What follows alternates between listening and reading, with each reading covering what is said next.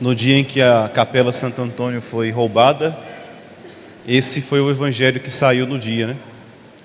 Deus nos fala em todas as realidades, até num acontecimento negativo, trágico, Deus tem algo para nos dizer. E realmente me fez pensar de quando chegar o dia da nossa morte, será que estaremos preparados? Que comparação perfeita de que Jesus faz.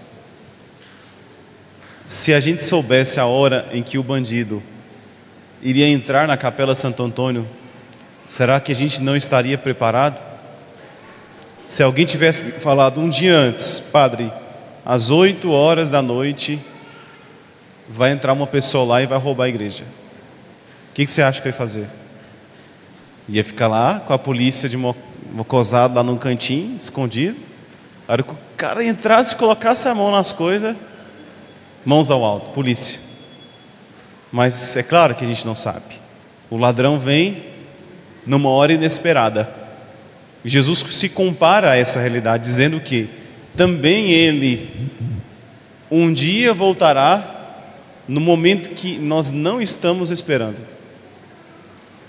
O que isso significa para nós? O que isso se traduz na nossa vida? Que devemos estar sempre prontos, para caso a morte chegar agora, eu estar preparado para ela. Vamos falar hoje sobre 3 assuntos. Sobre a realidade da morte. A morte não pode ser um tabu para nós. Iremos falar sobre a doutrina da igreja a respeito do purgatório. E por fim, vamos falar sobre a nossa esperança, o paraíso, o céu que Deus criou para todos nós. Deus não nos criou para a morte, Ele não criou seres humanos para serem condenados. Pelo contrário, a criação da humanidade foi uma explosão do amor de Deus. Deus é tão rico em amor e bondade que Ele queria partilhar esse amor. E é próprio do amor fazer isso, é próprio do amor a expansão, é próprio do amor sair de si, ir para fora. Toda a realidade trinitária, a criação do universo é de fato uma explosão do amor de Deus. Inclusive até o Big Bang, né, que é uma teoria criada por um sacerdote. Todos quando falam do Big Bang, usam do Big Bang para falar, olha só, não foi Deus que criou o mundo, foi a explosão no início do universo que criou todas as coisas. Mal sabe que foi um padre francês que elaborou a teoria do Big Bang para explicar mais ou menos como se deu a criação do universo. Big Bang, né? Significa grande explosão. Big de grande, Bang, explosão. Sim, foi um Big Bang mesmo a criação do universo. Foi uma grande explosão do amor de Deus, que criou tudo o que existe para manifestar o seu amor. E a criação humana, o ser humano manifesta de uma maneira excepcional e única esse amor de Deus. Somos os únicos seres criados que unem em si a matéria e o espírito. Os anjos, que são pessoas, são criaturas também amadas por Deus, não têm um corpo, não têm matéria, são puros espíritos. Os seres humanos, nós temos um espírito e temos um corpo que foram destinados desde sempre para o céu. Mas neste plano, nesta trajetória, o que aconteceu? O homem, Adão e Eva, pecaram, desobedeceram a Deus, e a morte entrou no mundo como o salário do pecado, entrou como consequência. Mas não acabou por aí. Deus enviou o seu Filho, que também passou pela morte. Mas a morte de Jesus é diferente das outras mortes. A morte de Cristo nos livra da morte eterna. É certo que cada um de nós passará pela morte. Inclusive as pessoas que Jesus ressuscitou morreram depois. Pensemos aqui em São Lázaro, que foi ressuscitado por Jesus. Ele morreu depois, está morto, aguardando ansiosamente a ressurreição dos mortos. Irmãos, precisamos entender que a morte para o católico é uma passagem. Na liturgia vamos rezar: Senhor, para aqueles que creem, a morte dá início à eternidade. A morte dá início a uma realidade que nós já deveremos buscar aqui e agora. Agora, se quando o assunto é morte, você fica com medo, fica desesperado, existe uma razão para isso. Geralmente, quando temos medo da morte, é quando nós não estamos preparados para ela. Aquele que vive na graça, e esse é o desejo de Deus, aquele que está convicto de estar cumprindo exatamente o dever que deveria ser realizado, aquele que sabe: eu estou fazendo aquilo que eu deveria fazer, eu estou procurando a Deus, estou me esforçando para ser um bom marido, uma boa esposa, estou me esforçando estou lutando para a santidade, estou buscando a Deus, me confesso, comungo, rezo. Esse não vai ter medo da morte. Esse vai ter medo do pecado. Esse vai ter medo de ofender a Deus. Portanto, irmãos, o segredo para bem morrermos é vivermos sempre na presença de Deus e termos a consciência: eu estou na graça. E alguém poderia perguntar: Padre, como você sabe? Como nós saberemos se estamos na graça ou não? De modo objetivo, quando nos confessamos, estamos arrependidos dos pecados, estamos na graça.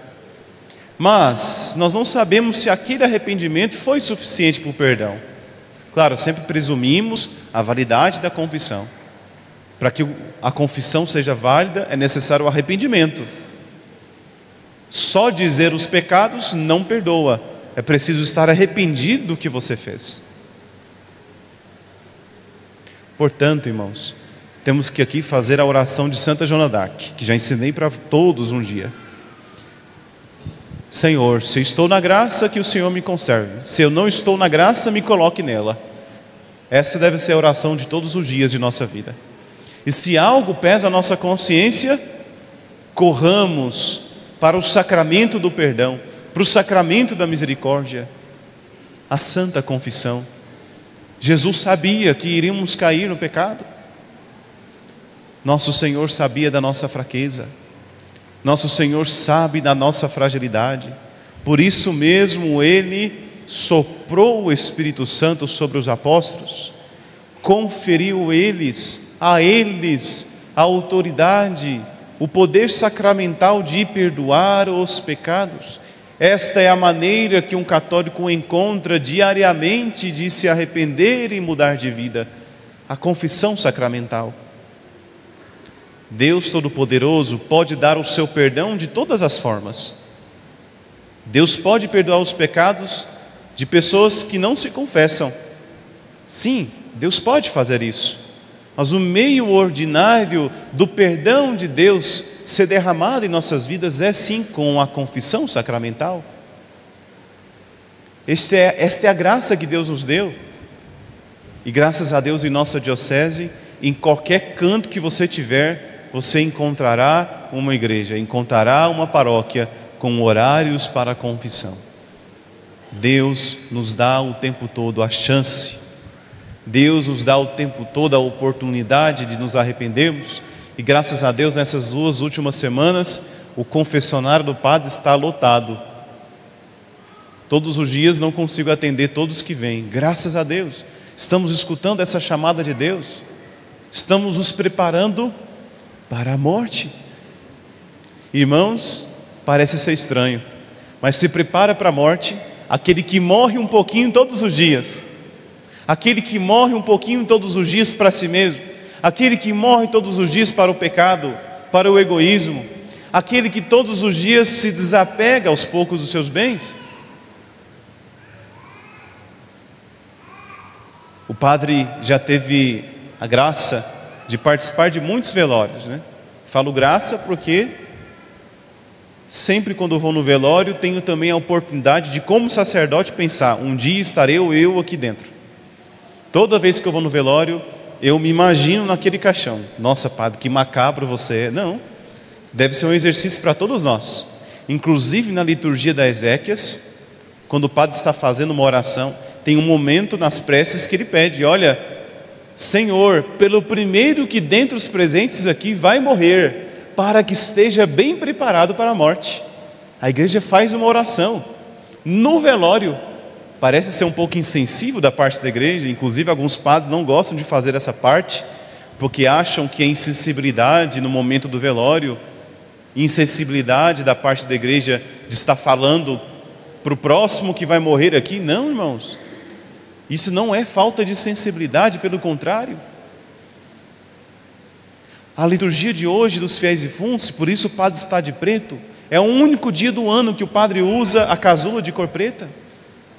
Quer nos alertar para esta realidade, quer nos fazer, a igreja hoje, pensar na nossa alma, na nossa salvação, se de fato estamos preparados para esse dia. Irmãos, e se não estamos preparados, corramos ao encontro do Senhor, corramos aos braços desse Pai misericordioso, como em Lucas 16 nos mostra, esse Pai bondoso que está de braços abertos nos esperando para nos perdoar. Ele não se cansa de dar o perdão para nós, Ele não se cansa de nenhum dia te chamar para perto dEle, para te arrancar dos pecados, te arrancar de tudo aquilo que te afasta dEle. Deus não nos criou para condenação, irmãos. Ele quer ver todos nós um dia ao seu lado na eternidade. Esta celebração de hoje não é para nos deixar com medo, não é para nos deixar desesperados, pelo contrário, precisa em nós também acender um desejo de Deus, um desejo pelo céu, um desejo pelas coisas eternas. E também, para que isso aconteça, é necessário um desprendimento das coisas materiais. Faça hoje esse exercício.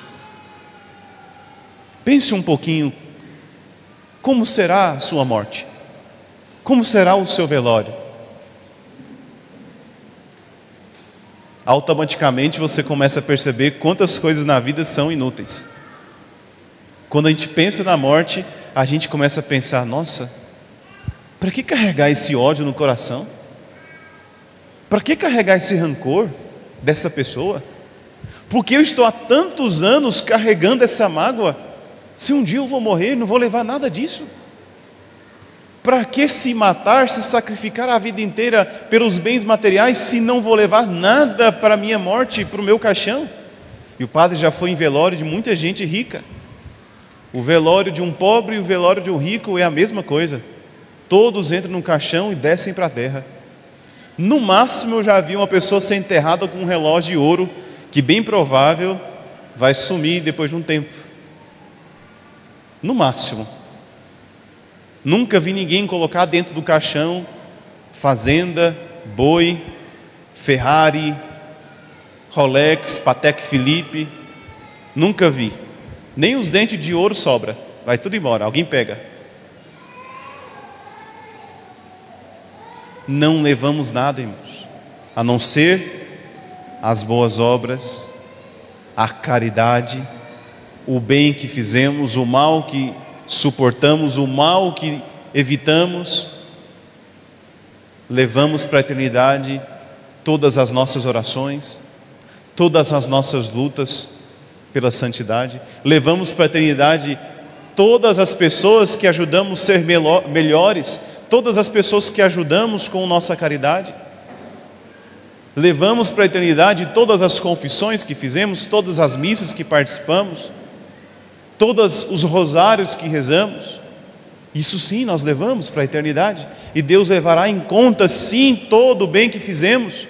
Diz a palavra de Deus em Coríntios que a caridade, o amor apaga uma multidão de pecados, e essa é a nossa esperança. E o purgatório? O que a igreja diz sobre o purgatório? Afinal, somos a única religião que acredita no purgatório. Sabiam disso? Nenhuma outra religião acredita no que nós acreditamos e temos convicção. O catecismo da Igreja Católica O catecismo que contém a doutrina da igreja diz no parágrafo 1030, vamos escutar com atenção essa definição: os que morrem na graça e na amizade de Deus, mas não estão completamente purificados, embora tenham garantido a sua salvação, passam após a morte por uma purificação, a fim de obter a santidade necessária para entrar na alegria do céu. A igreja chama de purgatório esta purificação da alma daqueles que serão salvos, que já estão salvos. E essa purificação do purgatório é diferente do castigo das almas do inferno. E esta igreja, a nossa igreja, formulou essa doutrina quando? No Concílio de Florença e de Trento. E qual é a passagem bíblica que dá o fundamento para isso? Está em 2 Macabeus, capítulo 12, versículo 45. Diz assim: é um santo e piedoso pensamento rezar pelos mortos, para que sejam livres dos seus pecados. E adivinhe só, essa passagem bíblica está num livro que na Bíblia dos nossos irmãos evangélicos não tem.